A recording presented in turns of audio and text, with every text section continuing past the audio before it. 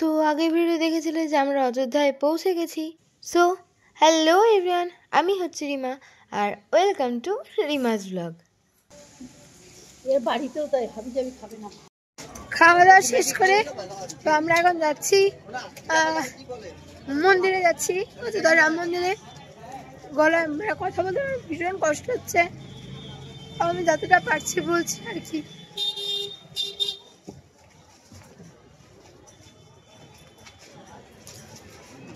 জয় শ্রীরাম, জয় শ্রীরাম।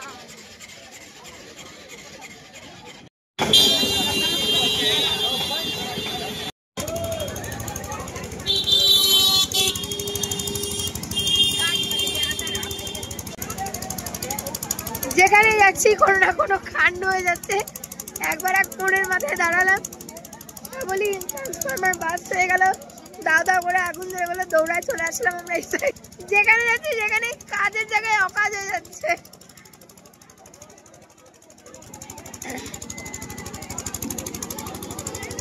ঠিক ওই জায়গাটায় ট্রান্সফরমারটা বাস্ট হয়ে আগুন ধরেছে। এখন এখানে আসছি আমরা, তো এই আর একটা ট্রান্সফরমার, এটা ইনভার্টার যদিও। কিছু দূর যেতে না যেতেই দেখি যে রাস্তায় একধারে এরকম ব্যান্ড পার্টি বাজছে, মানে হচ্ছে এবার বিয়ে বাড়ির পালা আর কি। এখানে হচ্ছে বর বউকে নিয়ে যাওয়া হবে।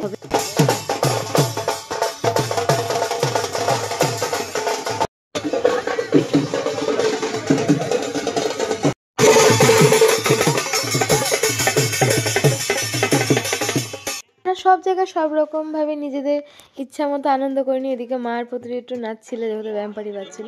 তারপরে আমরা হাঁটা শুরু করলাম আবার রাম মন্দিরের পথে। কিন্তু এইখানে আমরা যতটা আসলাম এতই কাছে এই যে রাম মন্দিরের গেটটা, যেখানে প্রচুর লোক দেখা যাচ্ছে, তো আমরা ভেবেছিলাম যে হয়তো এদিকান দিয়ে ঘুরেই আর কি ঢুকতে পারবো। তো এই করে করে আমরা মোটামুটি 1.5 কিলোমিটার মতো হেঁটে চলে আসলাম আমাদের হোটেল থেকে। আমরা যাচ্ছি রাম মন্দির দর্শন করতে। প্রায় 1 কিলোমিটার 1.5 কিলোমিটার হয়ে গেছে। তো আরো অনেকটা পথ, মানে মন্দির সাইডে আরো অনেকটা পথ আমাদের যেতে হবে। জানি না কখন পৌঁছাবো, আর কত দূর যায় আবার টার্ন দিতে হবে।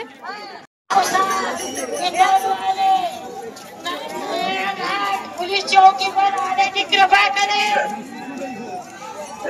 এত মানুষের ভিড়ে বিভিন্ন ভাষাভাষীর মানুষ বিভিন্নভাবে আর্তনাদ করছে তাদের প্রিয়জনদের হারিয়ে যাওয়ার জন্য।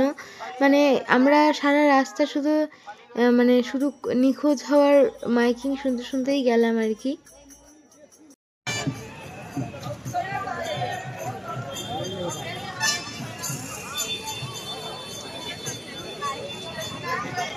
এখানে হুইল চেয়ারে অসুস্থ রোগীরা বসে না, যারা হাঁটতে পারে না এই হুইল চেয়ারগুলো তাদের জন্য সামান্য কিছু টাকা দিয়ে তারা হচ্ছে এই গোটা 12 কিলোমিটার পথ তারা নিয়ে যায় মন্দিরের সামনে অবধি।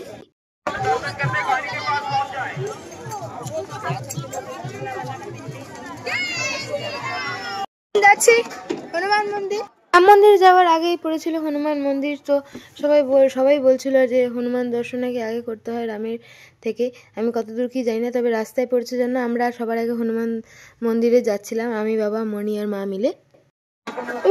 হ্যাঁ হনুমান মন্দির, ওখানে হনুমান মন্দির দেখে যা আমাদের পক্ষে অসম্ভব, এতটা হেঁটেছি আর আমাদের পক্ষে যা হচ্ছে না। এই এক দোকানে শুনলাম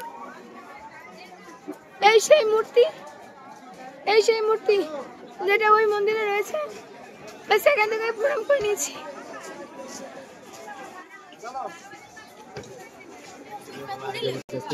চলো। মা যেহেতু বন্দে ভারতে ওঠার সময় অসুস্থ হয়ে গেছিল, তো মা এত দূর হেঁটে এসে মা আর হাঁটতে পারছিল না, তার জন্য আর হনুমান মন্দিরে আমাদের যাওয়া হলো না। দূর থেকেই ভগবানকে প্রণাম করে নিলাম। তো এরপরে আমরা যাব রাম মন্দিরে। তো সেইটুকু পার্ট না হয় পরের ভিডিওতে আসুক। তো চ্যানেলে প্রথম হলে ফলো করে দিও, সাবস্ক্রাইব করে দিও। দেখা হচ্ছে পরের ব্লগে।